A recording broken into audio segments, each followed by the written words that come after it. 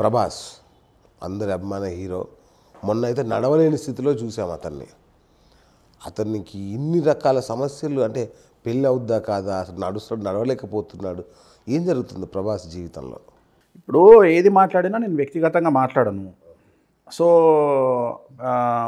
రామ్ చరణ్ పెళ్ళైనప్పుడు నేను చెప్పిన సంతానం ఆలస్యం అవుతుంది అని. ఆ వీడియో ఇంకా యూట్యూబ్లో ఉంది, చూసుకోవచ్చు ఎవరైనా సరే.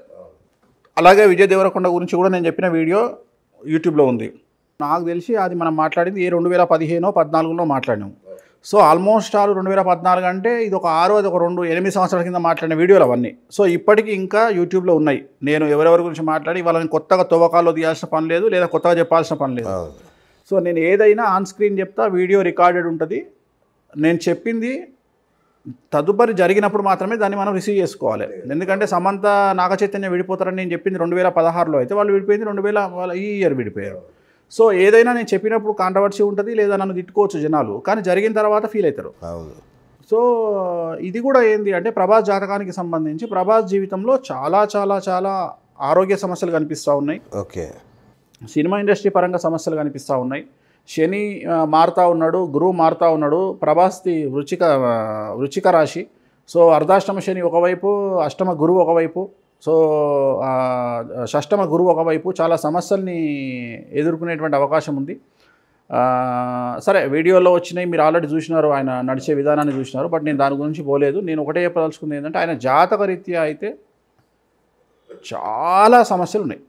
చాలా సమస్యలు, అతి పెద్ద సమస్యలు ఉన్నాయి. రెండోది మేజర్ ప్రాబ్లం ఏంటంటే ఆయన జాతకాలు నమ్మడు. సో అది మేజర్ ప్రాబ్లం. అందుకనే జాతకాలు నమ్మకుండా తీసిన జాతకాల సినిమా పోయింది. ఓకే ఓకే ఓకే, అదే అడగబోతున్నా. దేవుడి పైన జాతకాల మీద నమ్మకం ఉండాలి. వెంకటేశ్వర స్వామిని మనం ఎంత నమ్మితే మనం ఆయనగా చేస్తాం. ఏదైనా సరే, ఈవెన్ మందు తీసుకున్నా సరే నమ్మి చేయాలి. ఒక మెడిసిన్ తీసుకున్నా సరే నమ్మకం లేకపోతే పని చేయదు. అట్లనే ఆయన జాతకాలు నమ్మడు.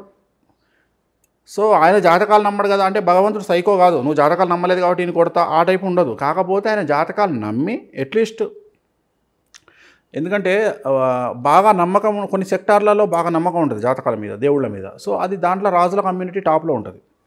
సో రాజుల కమ్యూనిటీకి ఎక్కువగా నమ్మకాలు ఎక్కువ ఉంటాయి. కానీ ఈయన నమ్మడు.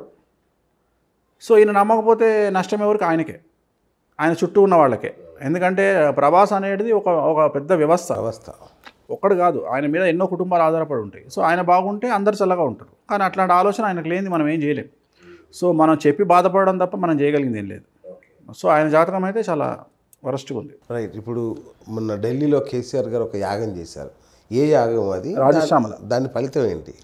రాజశ్యామల. జనరల్గా కేసీఆర్ గారు రాజశ్యామల చేస్తారు. సో ఇప్పుడు తెలంగాణ రాష్ట్రంలో, ఆంధ్ర రాష్ట్రంలో నేను ఒక్కడనే వామాచారంలో చేయించేది. ఓకే. సో కేసీఆర్ గారు దక్షిణాచారంలో చేస్తారు. దక్షిణాచారం అంటే కుడి చేయి. సో ఆయన చేసే దాంట్లో ప్రసాదాలు, అన్న ప్రసాదాలు ఉంటాయి, పరమాన్నం ఉంటుంది, స్వీట్ ఉంటుంది, పూలు పండ్లు ఉంటాయి. నేను చేసేది ఏమో టోటల్గా నాన్ వెజ్ లిక్కర్తో నేను చేస్తాను. నేను చేసే యాగానికి వాళ్ళు చేసే యాగానికి చాలా తేడా ఉంటుంది. సో అదే యాగాన్ని జనరల్గా కేసీఆర్ గారు ఏం చేసినా కానీ రాజశ్యామతో ప్రారంభం చేస్తారు. సో ఢిల్లీలో కూడా ఆ స్థలం ఏదైతే ఆఫీస్లో చేసినారో ఆ office opening BRS party office ఉందో ఆ ఆఫీస్లో సో రాజశ్యామల యాగాన్ని, చండీ యాగాన్ని చేయించడం జరిగింది. సబ్స్క్రైబ్ చేయండి. Please do subscribe to. Please like, share and subscribe to top Telugu TV. Top Telugu TV. Top Telugu TV.